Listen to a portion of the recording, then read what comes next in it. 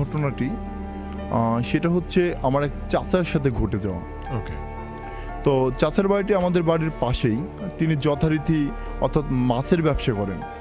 আর আপনারা নিশ্চয়ই জানেন যে যারা মাছের ব্যবসা করে তারা রাত্রের গভীর রাত পর্যন্ত বা ভোরবেলা নদীতে যাতায়াত করেন মাছ কেনার উদ্দেশ্যে।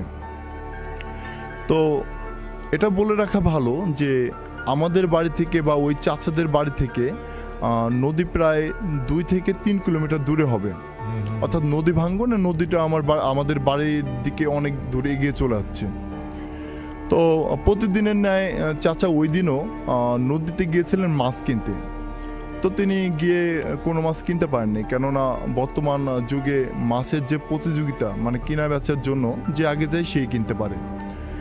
তো চাচা যখন গিয়েছিলেন তখন সময়টা হবে রাত 3:30 কি 4টা, অর্থাৎ ভোরের আজান পড়েনি। তো যখন চাচা মাছ কিনতে পারলেন না তখন সে হতাশ মনে বাড়ির দিকে ফিরতেছিলেন। তো যে রাস্তা দিয়ে বাড়ির দিকে ফিরতেছিলেন সে রাস্তার আশেপাশে কিছু বাবলা গাছ ছিল। অনেকেই তো হয়তো জানেন যে নদীর আশেপাশে রাস্তাগুলায় বাবলা গাছ হয় বা লাগানো হয়। তো সেই বাবলা গাছেও অনেক ভূতরের ব্যাপার স্যাপার থাকে, অনেকেই এটা জানেন। তো চাচা যখন নদীর পাড় থেকে রাস্তার দিকে উঠলেন এবং বাবলা গাছগুলোর দিকে তাকালেন তখন তিনি কিছু দেখতে পেলেন। তিনি দূর থেকে দেখতেছেন যে কোনো একজন বাবলা গাছের নিচে দাঁড়িয়ে আছে, কি যেন ফিস ফিস করে বলতেছে। তো যখন চাচা ওই বাবলা গাছের কাছাকাছি গেলেন হেঁটে, তখন তিনি আর কিছু দেখতে পেলেন না। তিনি ভাবলেন হয়তো বা গাছের ছায়া ছিল অথবা এমন কিছু হবে। তিনি তার মতো বাড়ির দিকে ফিরতেছিলেন। তো চাচা যখন বাড়ির দিকে ফিরতেছিলেন তখন তার কাছে কেমন কেমন যেন একটু ভয় ভয় লাগতেছিল যে আমি কি দেখলাম বা কি হলো। তখন তিনি বারবার পিছনের দিকে তাকাচ্ছিলেন আর মনে মনে ভয় পাচ্ছিলেন। তো হঠাৎ সামনের দিকে এগোতেই তিনি একটা মাঠের দিকে তাকালেন, দেখলেন যে একটা ঘোড়া ঘাস খাচ্ছে ওই সময়। তো তিনি ভাবলেন ব্যাপার কি, একটু আগে গাছের ওখানে কেমন যেন মানুষের মতো মনে হলো, এখন আবার মাঠের দিকে দেখতেছি কোনো ঘোড়া ঘাস খাচ্ছে, কারণটা কি, আমার সাথে এমনটা ঘটতেছে কেন? তিনি কি করলেন, তিনি একটি সিগারেট জ্বালালেন তার পকেট থেকে বের করে।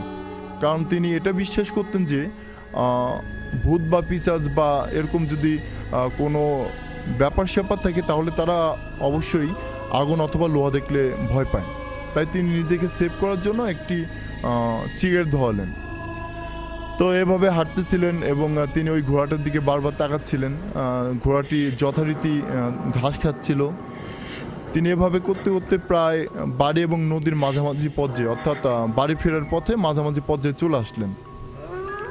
তো হঠাৎ তিনি দেখতে পেলেন যে তার থেকে প্রায় 100 মিটার দূরে সাদা কি যেন রাস্তায় দাঁড়িয়ে আছে, অর্থাৎ কিছু দেখা যাচ্ছে না, তবে তার সাদা অংশটা কোনো একটা মূর্তি বা মানুষের মতো দাঁড়ায় আছে। তো তিনি ভাবলেন ব্যাপার কি, একটু আগে দেখলাম ঘোড়া, তার আগে দেখলাম কোনো মানুষের একটা চিহ্ন গাছের গোড়ায়, এখন দেখতেছে সাদা কোনো কাপড় পরা মানুষ, এমনটা হচ্ছে কেন আমার সাথে? তিনি ওই সামনের রাস্তা না যেয়ে তিনি কি করলেন, মাঠের দিকে নেমে গেলেন। অর্থাৎ তিনি যেখানে হাঁটতেছিলেন ওই পাশে ফাঁকা জায়গা, অর্থাৎ মাঠ ছিল। তিনি মাঠ দিয়ে হাঁটতেছিলেন আর ভাবতেছিলেন যে আমার বাড়ি ফিরতে আর কত সময় লাগবে বা আমার সাথে এরকমটা ঘটতেছে, মনে মনে একটু ভয়ও পাচ্ছিলেন। তো আরেকটা ব্যাপার বলে রাখা ভালো, তিনি যেখান থেকে হাঁটতেছিলেন আশেপাশে তেমন কোনো বাড়ি ছিল না, অর্থাৎ জনবসতি কম ছিল সে এলাকায়। যেহেতু সেটা ছিল নদী এলাকা, এটা সকলেই বুঝতে পারবেন।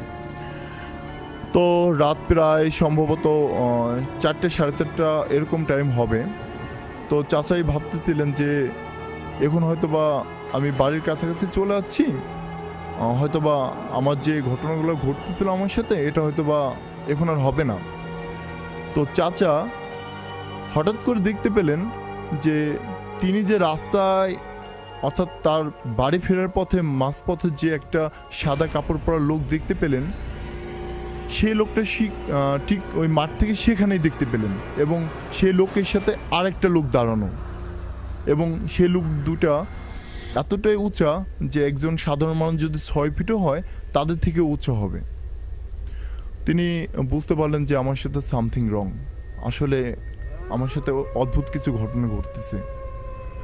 আহ, তার শরীরের কাঁটাগুলো লোমগুলো খাড়া মানে দাঁড়িয়ে দাঁড়িয়ে দাঁড়াতে থাকলো, অর্থাৎ কাঁটা দিয়ে উঠলো।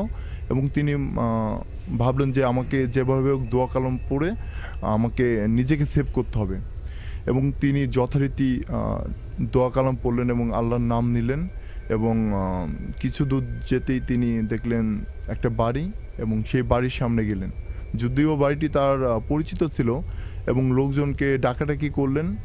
এবং সেখান থেকে একটি ভদ্রলোক বেরোলো এবং বলল যে চাচার নাম ছিল আলী আহমেদ। এবং তাকে জিজ্ঞেস করলো যে আলী আহমেদ, এত রাত্রে কেন, কি হয়েছে, তুমি হাঁপাচ্ছ কেন? তো বলতেছে, ভাই আমি আগে ঘরের মধ্যে ঢুকি, তারপর ব্যাপারটা বলি।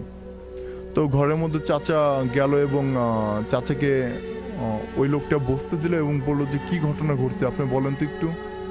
তো চাচা তার বিস্তারিত বললেন, এবং ওই লোকটি বলল যে আপনি কি জানেন যে এখন রাত কয়টা বাজে?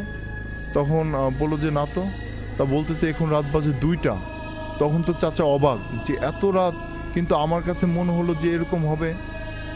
তো তারপর থেকে দেখা যায় চাচা আর কখনো অত রাত্রে মাছ কেনার জন্য বের হতেন না, অর্থাৎ তিনি আজানের পরপরই বের হতেন। এবং বাড়ির সবাই তাকে নিষেধ করেছিলেন, এবং যথারীতি তিনি আজানের পরেই